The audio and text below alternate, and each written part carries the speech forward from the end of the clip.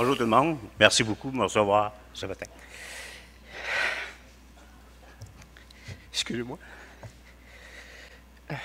Bon, on va prendre mes esprits. Que dire après que François nous a parlé tantôt? Ça représente beaucoup notre syndicat national de l'amiante. Je suis président de syndicat depuis 5 ans seulement, mais les précédents de ça, qui avaient Rodrigue, Jeannot Picard, ils ont fait un ouvrage épouvantable. Qu'est-ce que François nous a dit tantôt? C'est vrai, il y a eu beaucoup de batailles asbestos qui ont fait avancer notre syndicat.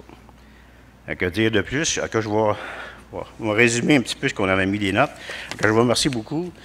Notre implication avec vous, avec nous depuis des années, la CSD, s'est formée.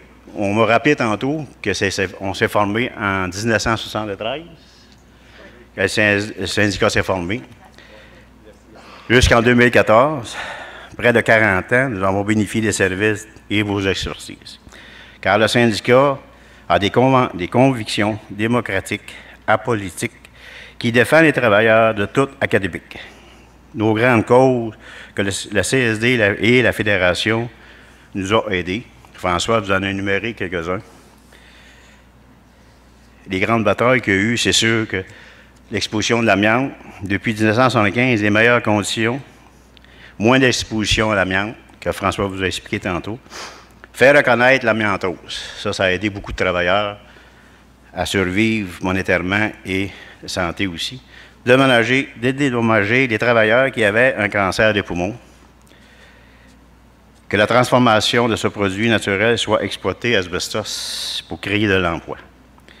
En 1982, le bill C-172, optation pour les travailleurs de 47 ans et plus d'âge pour obtenir l'équivalent de l'assurance emploi, indexé jusqu'à 65 ans, pour sauvegarder les emplois en existant. Dans ces années-là, l'amiante était très mal menée et ça nous a permis, les jeunes, de travailler parce qu'ils ont mis 400 personnes à leur retraite, bénéficiant de l'assurance emploi jusqu'à 65 ans, qui a donné la chance aux jeunes de continuer à travailler dans cette mine. Ainsi, l'application du régime de retraite, assurance, salaire, médication. En 1992, l'implication à la formation d'une coop de travailleurs, des miniers, ce qui a permis, pour quelques années, la survie de la mine Geoffrey, qui était vouée à la fermeture.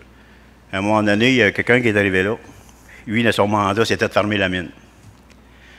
Et avec, à un moment donné, le 1, qui est le propriétaire aujourd'hui, a formé une coop avec des syndicats pour pouvoir nous garantir encore une existence de vie pour un certain temps. C'est ça qu'il a été formé une coop, ça a été très bénéfique pour les travailleurs.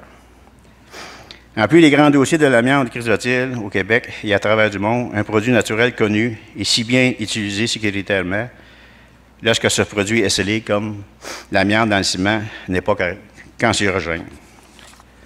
Notre syndicat a pu bénéficier de différentes formations données par la CSD. Mon cher François, président de la CSD,